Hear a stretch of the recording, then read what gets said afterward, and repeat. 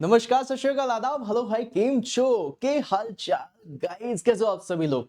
मेरा नाम है शिवम गुप्ता और आप देख रहे हो शिवम सर मैकेनिकल। और गाइस यहाँ पर मैं कर रहा हूँ आज सेशन नंबर 4 30 मिनट 30 क्वेश्चंस की जो हमारी सीरीज चल रही है उसमें आज 4th सेशन है। आई बिलीव आप लोगों ने पिछले 3 सेशन देख लिए होंगे। अगर नहीं देखे हैं तो चैनल को अभी सब्सक्राइब करो और इस सेशन के बाद जा करके वो सेशन भी देख लेना। आप लोगों के जो एग्जामिनेशन है उसमें आपको बहुत फायदा मिलेगा। ऐसे क्वेश्चंस डाल रहा हूं जो डायरेक्ट आप लोगों से एग्जाम में पूछे जाएंगे। बेसिक कॉन्सेप्ट्स के साथ सिखाऊंगा और बढ़िया तरीके से सिखाऊंगा। तो अगर तुम लोग एक्साइटेड हो और आज का सेशन शुरू करो तो एक बार गुलाबी दिल के साथ चैट बॉक्स को भर दो और फिर उसके बाद शुरुआत करते हैं। क्या हाल चाल, सब लोग बढ़िया। थोड़ा डर लग रहा होगा, है ना। चलो, डर से जीतेंगे और डर से लड़ेंगे और डर को ही डरा कर भगा देंगे। ठीक है, चलो पहला क्वेश्चन आपकी स्क्रीन पर ये रहा।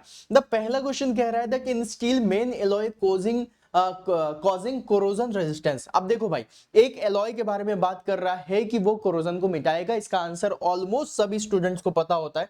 अगर नहीं पता है तो मैं बता देता हूं, उसका आंसर है क्रोमियम। ठीक है, अब देखो क्वेश्चन आप लोगों से जो पूछा जा रहा है वो तो सिंपल है, क्रोमियम के बारे में। लेकिन अगर आप लोगों से मैग्नीज के बारे में पूछ लिया, वेनेडियम के बारे में पूछ लिया या फिर कोबाल्ट के बारे में पूछ लिया, तो अगर कोबाल्ट के बारे में बात करें तो ये काफी जगह पे काम आता है। विस्कोसिटी में भी आप देख सकते हो। और इसमें एक चीज और लिख लेना, दैट इज वियर रेजिस्टेंस।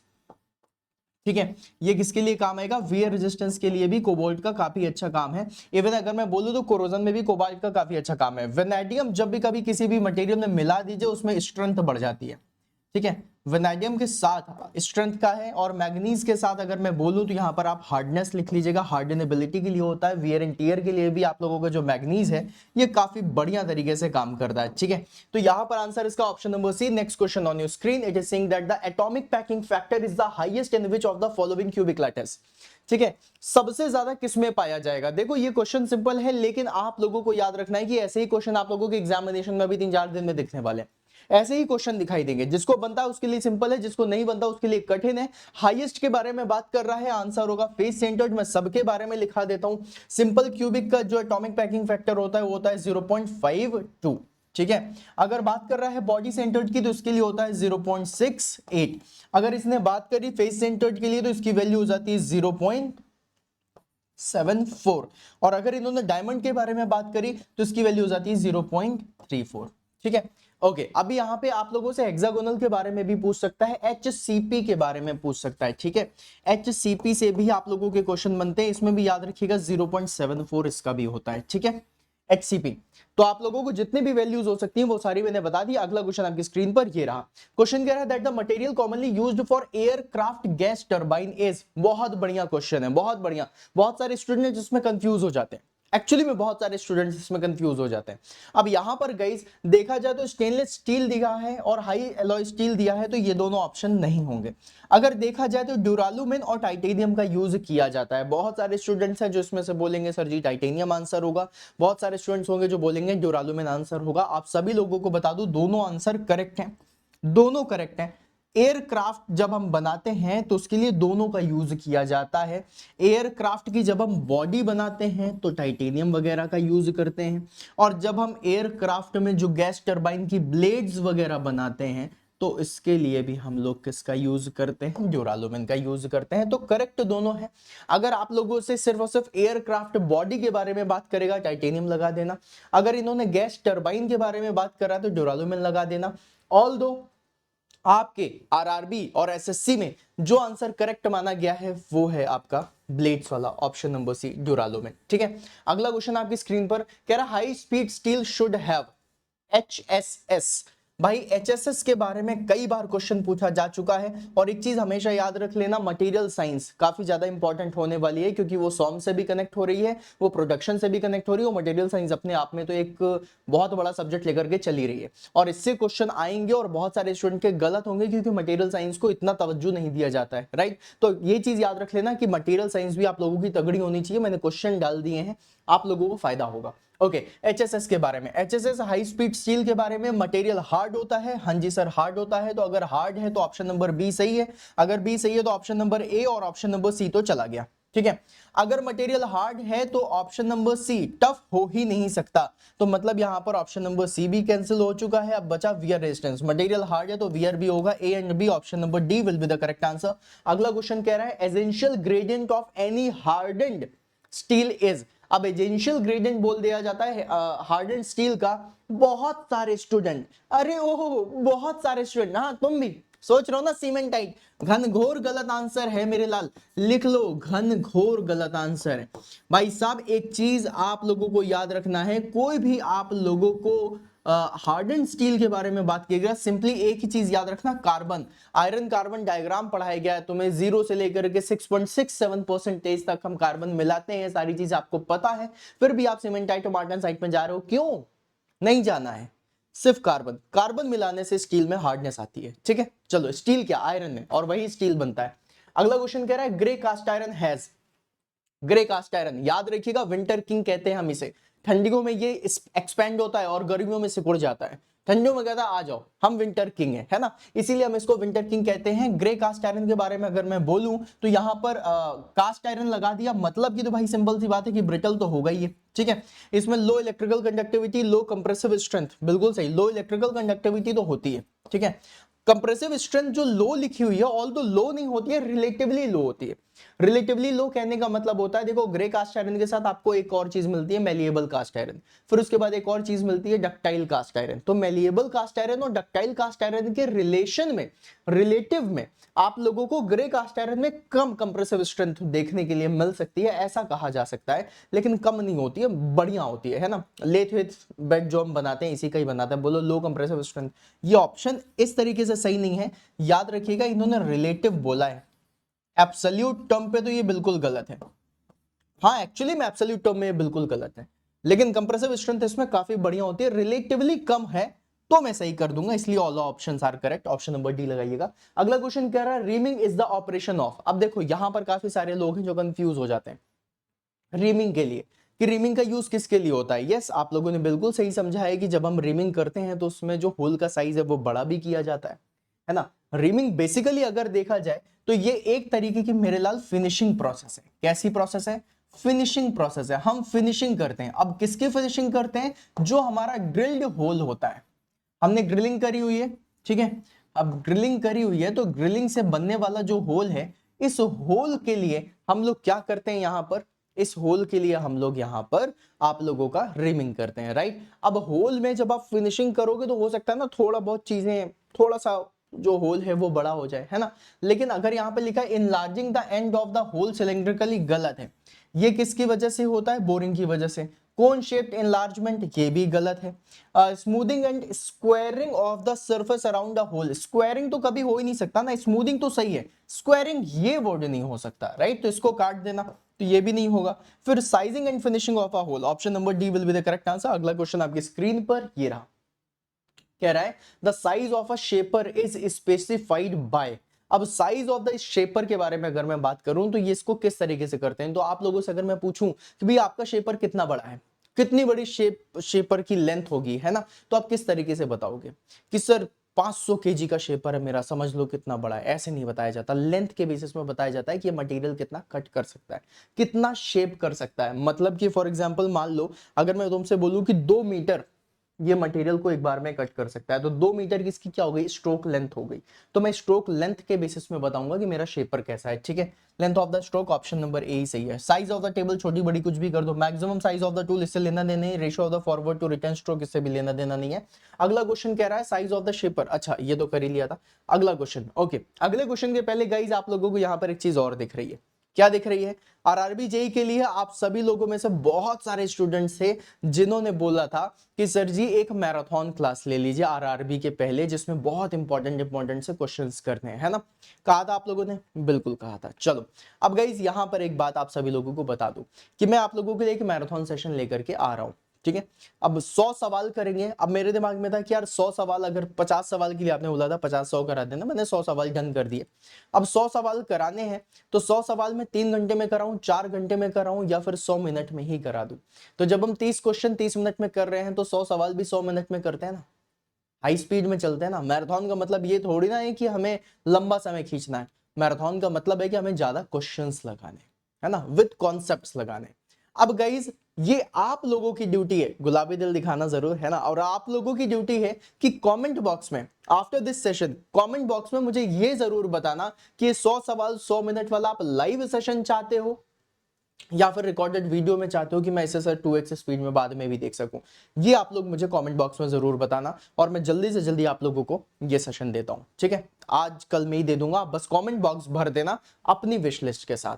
अगला क्वेश्चन आपकी स्क्रीन पर ये रहा, कह रहा था following type of a chip is produced when machining ductile material. अब देखो डक्टाइल मटेरियल से करने पे कॉन्टिन्यूअस चिप बनती है, बिल्कुल सही बात है, लेकिन कॉन्टिन्यूअस चिप के साथ अगर डक्टाइल मटेरियल बहुत ज्यादा डक्टाइल है ना तो उसके साथ बिल्डअप एज भी बनने लग जाती है। मतलब कि आप लोग टूल में देखेंगे कि ये कुछ एक्स्ट्रा मटेरियल जो वर्क पीस का है वो चिपकने लग जाता है, इसको हम लोग क्या बोलते हैं, बिल्डअप एज बोलते हैं। तो continuous chip with buildup edge, option number C भी सही है, ऑप्शन नंबर ए भी सही है, लेकिन ऑप्शन नंबर सी ज्यादा सही है। तो ऑप्शन नंबर सी पर ताला लगाइएगा, C will be the correct answer. आज के क्वेश्चन आप लोगों से बनने चाहिए, मैं रिवीजन करवा रहा हूं जस्ट बिकॉज एग्जामिनेशन बहुत नजदीक आ गया है।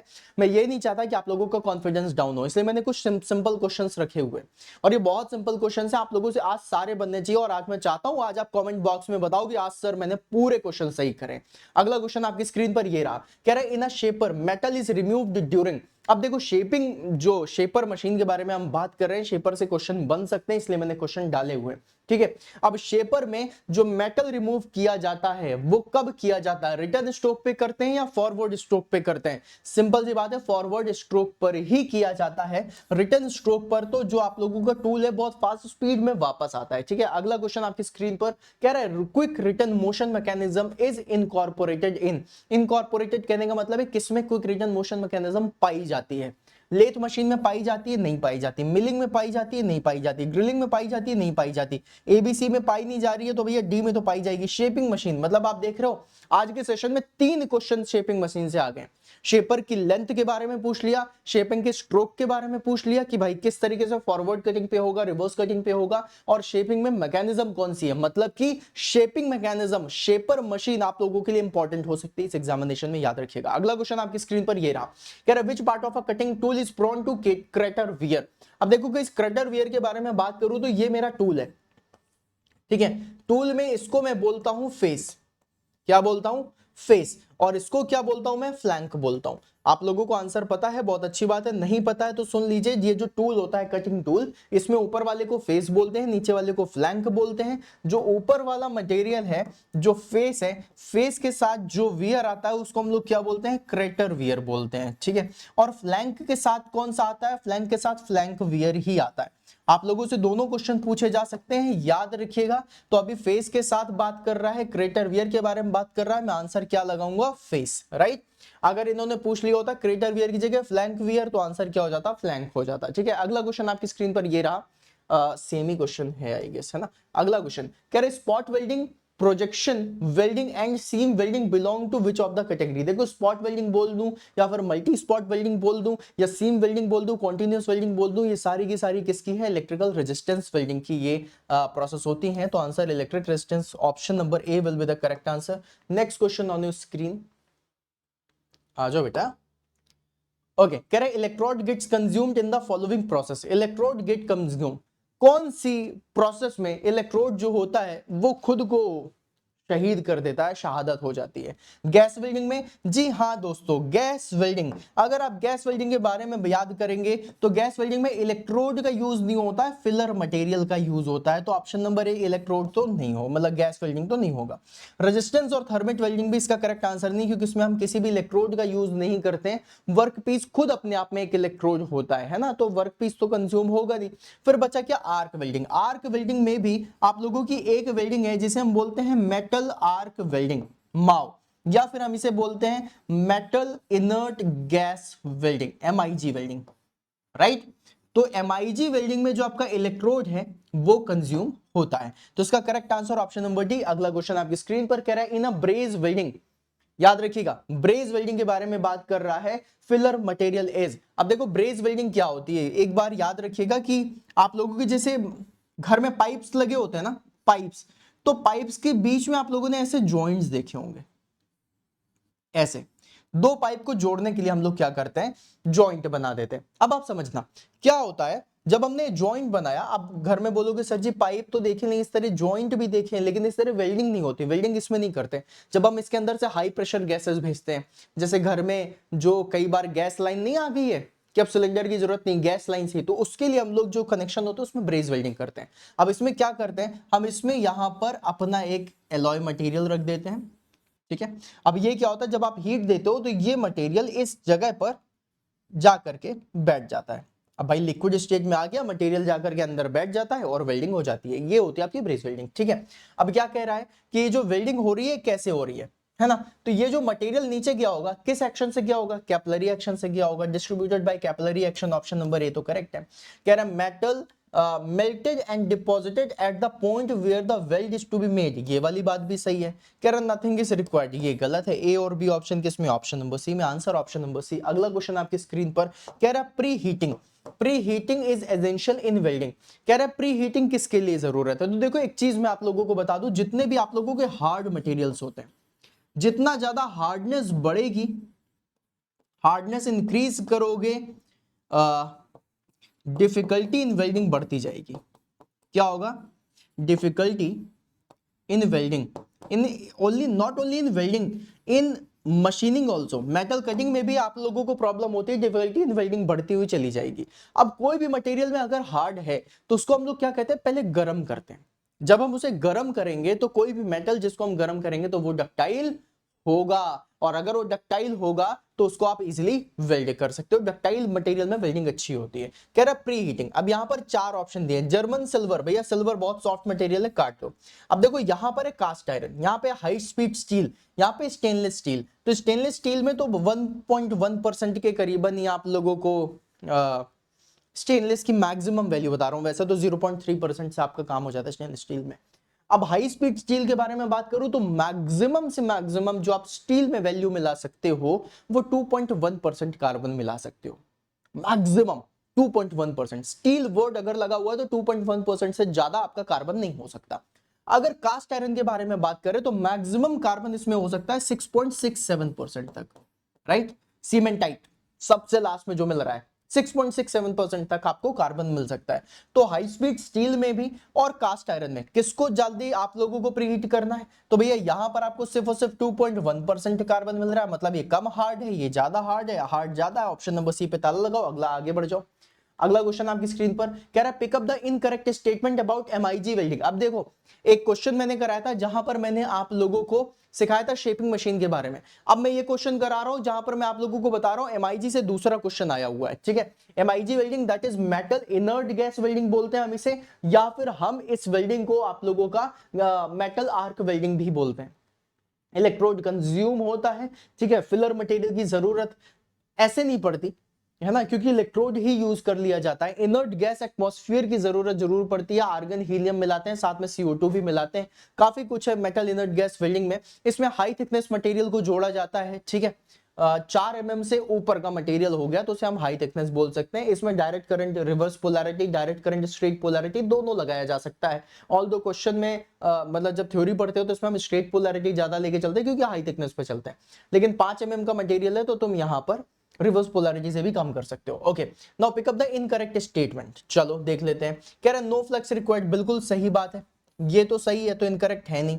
फिर क्या कह रहा है, हाई वेल्डिंग स्पीड बढ़ जाती है क्योंकि रील्स का यूज होता है। रील मतलब इंस्टाग्राम वाली रील नहीं पगलू, रील मतलब होता है कि इसके जो इलेक्ट्रोड है ये इस तरीके से गोल गोल गोल गोल गोल करके ऐसे रील बनाते हैं, ठीक है। तो इस तरीके की रील होती है ये, ठीक है। ओके, इंक्रीज्ड कोरोजन रेजिस्टेंस, ये भी सही बात है। Even unclean surface can be welded, no. Unclean surface मतलब मेटल इनर्ट गैस वेल्डिंग है तो तुम अनक्लीन सरफेस को कर दोगे क्या, नहीं भैया, सरफेस को नहला धुला करके क्रीम पाउडर लगा करके फिर वेल्डिंग करो, है ना। तो ये वाला जो स्टेटमेंट है ऑप्शन नंबर डी ये इनकरेक्ट है, ठीक है, इनकरेक्ट है। तो आंसर ऑप्शन नंबर डी। अगला क्वेश्चन आपकी स्क्रीन पर कह रहे हैं in arc welding eyes need to be protected against. देखो गाइस, जब हम आर्क वेल्डिंग करते हैं या फिर आप लोगों ने कई बार वेल्डिंग करते हुए देखा होगा तो एक इंसान होता है जो इस तरीके से ऐसे एक शील्ड पकड़ के रखता है या फिर काला चश्मा लगाए रखते हैं। तेनू काला चश्मा जजता है, जजता नहीं है, मजबूरी है उसकी भाई, नहीं पहनेगा तो आंखें खराब हो जाएंगी उसकी। क्यों खराब हो जाएंगी, क्योंकि जो आर्क होती है ना उस आर्क से बहुत सारी रेज निकलती हैं, राइट, बहुत सारी वेव्स निकलती हैं। अब उन रेज में जो सबसे खतरनाक है वो कौन सी है? इंफ्रारेड रेज और अल्ट्रावायलेट रेज। इनसे हमें बचाना है, क्योंकि जो अल्ट्रावायलेट रेज होती हैं वो आप लोगों की कार्सिनोजेनिक होती है, और जो इंफ्रारेड रेज होती हैं वो आप लोगों के टिश्यूज को मारने वाली होती हैं, टिश्यू किलर भी उन्हें बोलते हैं, IR रेज को, ठीक है। तो इसलिए हम लोग इंफ्रारेड रेज और अल्ट्रावायलेट रेज इन दोनों से बचना चाहते हैं, इसलिए हम लोग चश्मा लगाते हैं। अगला क्वेश्चन कह रहा है the main criteria for selection of electrode diameter in the arc welding is. अब देखो भाई साहब, कह रहा है कि इलेक्ट्रोड को आर्क वेल्डिंग कर रहे हो, अब तुम्हें कौन सा इलेक्ट्रोड चाहिए? तो तुम मुझसे एक बात बताओ जो मैं तुमसे नॉर्मली पूछना चाहता हूं, ठीक है, बताना। मुझे इलेक्ट्रोड सेलेक्ट करना है, इलेक्ट्रोड, ठीक है, और इलेक्ट्रोड डायमीटर सेलेक्ट करना है कि कितना मोटा इलेक्ट्रोड मुझे जरूरत पड़ेगी। अब तुमसे मैं एक बहुत ही सिंपल सी बात पूछ रहा हूं। मैं कह रहा हूं सामने एक बंदा खड़ा है, तो तुम्हें तोप की जरूरत है या फिर तुम एक बंदूक से ठिचके होकर के उसे मार सकते हो? सर बंदूक से मार देंगे। मैं कहा ठीक। मैं कहा सामने 100 बंदे खड़े हैं और तुम्हारे पास सिर्फ एक ही ऑप्शन है शूट करने का, एक बार ही शूट कर सकते हो। एक बंदूक से शूट करना चाहोगे कि तोप लाओगे के लिए मारे बुम, एक बार में 100 खत्म। तो मतलब जितना ज्यादा मटेरियल का थिकनेस होगी उतना बड़ा हम लोग को डायमीटर भी रखना पड़ेगा इलेक्ट्रोड का, सिंपल सी बात है भाई। तो मतलब मटेरियल की थिकनेस अगर मैं बढ़ा दूं तो मेरा यहां पर इलेक्ट्रोड का डायमीटर बढ़ जाएगा, अगर मैं मटेरियल की थिकनेस को पतला कर दूं तो मेरा यहां पर इलेक्ट्रोड का डायमीटर छोटा हो जाएगा। सिंपल सी बात है। तो thickness of the material will be the correct answer. अगला क्वेश्चन कह रहा है joggled welded joints are used for. सबसे पहले तो ये वर्ड सुनकर के हमें वो लगता है जॉगल्ड मतलब क्या हो जाता है भैया? जॉगल्ड, वेल्डेड जॉइंट्स तो हमें पता है ना। अब जॉगल्ड बोलने का मतलब क्या हो जाता है? देखो एक बात समझना, ऐसे देखो, ऐसे तुम ऐसे भी चिपका सकते हो और तुम ऐसे ऐसे पकड़ के भी चिपका सकते हो। दिस इज योर जॉगल्ड, समझ रहे हो? जैसे हम रिवेट जॉइंट लगाते हैं ना, एक ऐसा ऐसे लगाए और चिपका दिए, राइट। रिवेट जॉइंट ऐसे थोड़ी लगता है, रिवेट जॉइंट दो सरफेस के ऊपर इस तरीके से करके लगाते हैं। नहीं पता है तो जाकर के नैनी ब्रिज में देखो, है ना। नैनी का जो ब्रिज बना है, इलाहाबाद का जो प्रयागराज का जो ब्रिज बना हुआ है, पूरा रिवेटेड जॉइंट पे बना हुआ है, ठीक है। अब जॉगल जॉइंट का जोड़ते हैं, where longitudinal shear is present, काट दो। वेयर सेवर है, severe loading is encountered and upper surface of the both the pieces must be in the same plane, ये भी गलत है। कह रहा है to join two pieces of the metal in the same manner as riveted joint metals। देखा, जो कह रहा था मैं वही आ गया। there is nothing called joggle welded joint। ये मुझे सबसे अच्छा क्वेश्चन लगा, आंसर डी। अगला क्वेश्चन आपकी स्क्रीन पर ये रहा, कह रहे ड्यूरिंग सोल्डरिंग, सोल्डरिंग कब करते हैं? मैंने आप लोगों को सिखाया था सोल्डरिंग करते समय, आप लोगों ने देखा होगा कि ये क्वेश्चन मैंने पहले भी कराया हुआ है कि जो आईसी होते हैं, इंटीग्रेटेड सर्किट्स होते हैं, जो फोन की चिप होती है, कंप्यूटर का मदरबोर्ड होता है, जो रिमोट का वो होता है, इसको ऐसे ऐसे ठोक करके चेक करते रहते हो, इन सबको ज्वाइन करने के लिए हम सोल्डरिंग का यूज करते हैं। सोल्डरिंग के लिए आप लोगों को बताया था जो टेम्परेचर था वो 250 तक में काम हो जाता है, लेकिन मैक्सिमम 400 तक जा सकता है, ठीक है। लेड और टिन सोल्डर का हम लोग यूज करते हैं। अब इसमें देख लेते हैं क्या पूछ रहा है। Arc is produced between the solder iron, arc तो कभी प्रोड्यूस नहीं होती। Solder iron bit is red hot, नहीं, भयंकर लाल नहीं होता। Okay, joint area must be clean and close fitting, ये तो भाई ठीक है, ड्यूरिंग सोल्डरिंग होना चाहिए। Metal is heated from the top as well as bottom, गलत है। इसका correct answer option number C. देखो ऑप्शन नंबर सी मुझे ताला लगाने का मन नहीं था, लेकिन मैं क्यों लगा रहा हूं, क्योंकि बाकी ए बी और डी ऑप्शन इतने वाहियात है कि मतलब मेरा सी लगाने की मजबूरी हो जा रही है। और तुम्हें लग रहा होगा कि ये क्वेश्चन सिंपल है, मेरे लाल अगर तुमसे बनते हैं इसलिए ये क्वेश्चन सिंपल है, बाकी क्वेश्चन सिंपल नहीं है। और इसी तरीके का ही पेपर तुम्हें अभी आरआरबी पे देखने के लिए मिल जाएगा, ये मैं लिख करके तुम्हें दे रहा हूं, एग्जाम के बाद आप देख लेना, मैच कर लेना। अगला क्वेश्चन आपकी स्क्रीन पर ये रहा, कह रहा है which of the following is not a reason for irreversibility. अब इरिवर्सिबिलिटी क्या है भाई? जिसको रिवर्स ना किया जा सके वो इरिवर्सिबिलिटी है। थर्मोडायनेमिक्स का वन ऑफ द बेस्ट जो एग्जांपल हो सकता है इरिवर्सिबिलिटी का, वो क्या है? फ्री एक्सपेंशन है। मूली के पराठे याद आ रहे हैं? अब तुम एक बात बताओ, मूली के पराठे खा लिए, 4 मूली के पराठे खाने के बाद जो तुम्हारे पेट में हुआ है ना, तुमने मीथेन गैस के बादल छोड़ दिए, अब ये प्रोसेस हो गई। अब क्या ये इरिवर्सिबल प्रोसेस है? मीथेन गैस के बादल वापस से हमारे पेट में आ सकते हैं क्या? नहीं आ सकते, राइट। तो free expansion one of the best example होता है इरिवर्सिबिलिटी का। बाकी भी एग्जांपल हैं, जैसे कि फ्रिक्शन हो गया, आप लोगों का कोलिजन हो गया, कोलिजन में भी इलास्टिक नहीं इन इलास्टिक कोलिजन हो गया, मिक्सिंग ऑफ फ्लूइड हो गई, है ना, रबिंग हो गया कहीं पर, हीट डेसिपेशन हो गया, हीट रिजेक्शन, ये सभी इरिवर्सिबिलिटी के कारण बन सकते हैं। अब क्या बोला, इनमें से कौन सा रीजन नहीं है इरिवर्सिबिलिटी का? ओके, फ्री एक्सपेंशन तो है, फ्रिक्शन भी है, इनइलास्टिक कोलिजन भी है, मिक्सिंग ऑफ सेम टाइप लिख दिया, देख रहे हो क्या खेल गए हैं, same type of the fluid. भाई पानी में पानी मिलाओ, बना तो पानी ही, पानी से पानी निकालोगे निकलेगा तो पानी ही राइट। प्रोसेस चेंज कहां हो रही है, सेम टाइप ऑफ फ्लूइड हो गया ना, तो mixing of same type fluid में तो रिवर्सिबिलिटी का कॉन्सेप्ट ही नहीं आएगा। तो इसका आंसर ऑप्शन नंबर डी। अगला क्वेश्चन आपकी स्क्रीन पर कह रहा है in an isothermal process internal energy क्या होती है? कांस्टेंट होती है। ये वाला क्वेश्चन याद रख लेना, डेल्टा यू इक्वल्स टू होता है mCV डेल्टा टी। आइसोथर्मल के बारे में अगर मैं बात करूं, मतलब T2 माइनस T1, और आइसोथर्मल क्या होता है? जहां पर T1 बराबर T2 हो जाता है, तो इसकी वैल्यू कितनी आती है? 0। अगर ये पूरा 0 हो गया तो डेल्टा यू भी 0 हो जाता है, मतलब कि आप लोगों का जो इंटरनल एनर्जी है वो भी क्या होती है? कांस्टेंट होती है। Answer option number C. अगला क्वेश्चन आपकी स्क्रीन पर, इसका आंसर हमने दे दिया, राइट। अगला क्वेश्चन क्या कह रहा है? That which of the following is wrong in the context of VARS process.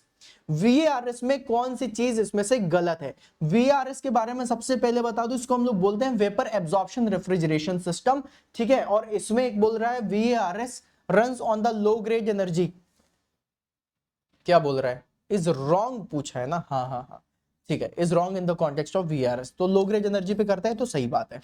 VARS system is very noisy, ये वाला गलत है। नॉइजी तो होता ही नहीं, क्यों नहीं होता? क्योंकि इसमें कंप्रेसर नहीं होता। भैया सबसे ज्यादा जो दिक्कत मारता है ना, सबसे ज्यादा जो हल्ला काटता है वो कौन है? कंप्रेसर। काटे गई भाई, सबसे ज्यादा इंपॉर्टेंट आदमी भी यही है। VARS में कंप्रेसर हटा देते हैं, गैप लगा देते हैं, जनरेटर एब्जॉर्बर पंप, ठीक है।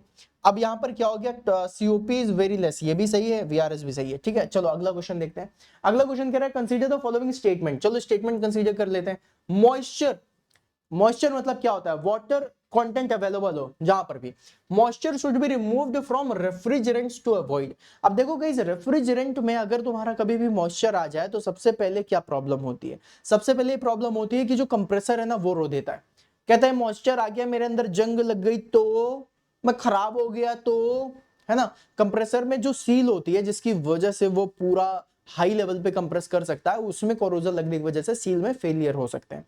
एक तो ये प्रॉब्लम होती है, ठीक है। दूसरी चीज, जब आप रेफ्रिजरेशन में काम कर रहे हो तो रेफ्रिजरेशन जो रेफ्रिजरेंट्स होते हैं वो माइनस में होते हैं।